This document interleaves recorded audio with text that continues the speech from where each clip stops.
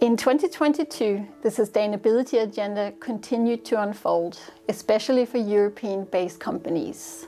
With the EU Corporate Sustainability Reporting Directive, the CSRD, was made mandatory for companies over the next coming years, of course with the biggest companies being first in line.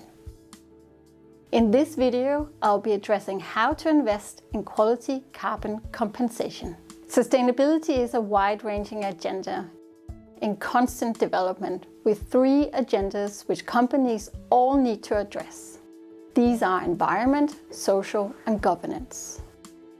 The environmental agenda is the most mature area, and cutting carbon emissions should be central in any company's environmental strategy.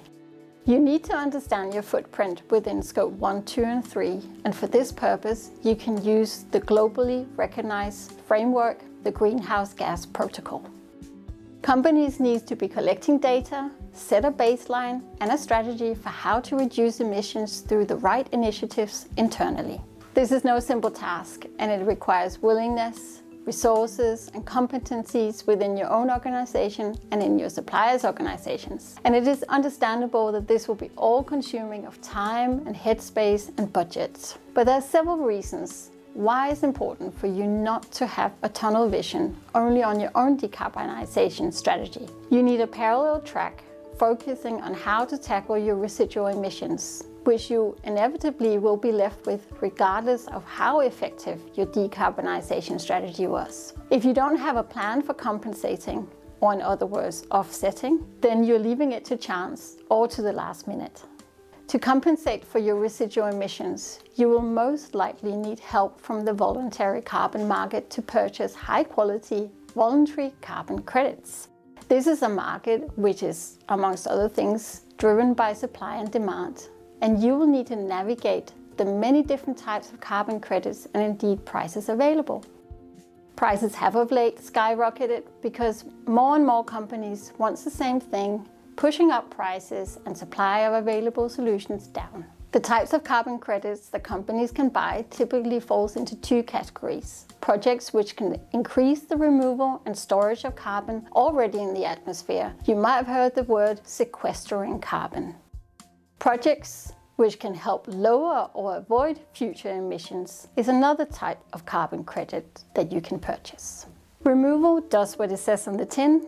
It's a solution which removes CO2 from the atmosphere and it stores it for as long as possible. This could be a geological storage or a high-quality afforestation project.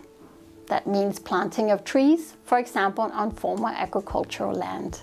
With carbon avoidance, your investment will fund a solution so a lower CO2 footprint option becomes available.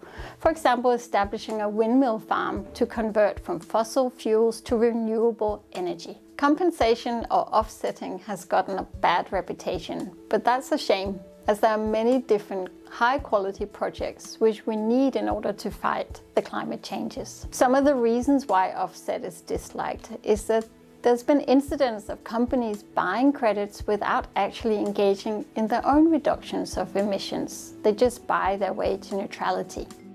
Another reason is that some projects promise more emission reductions than they actually achieve.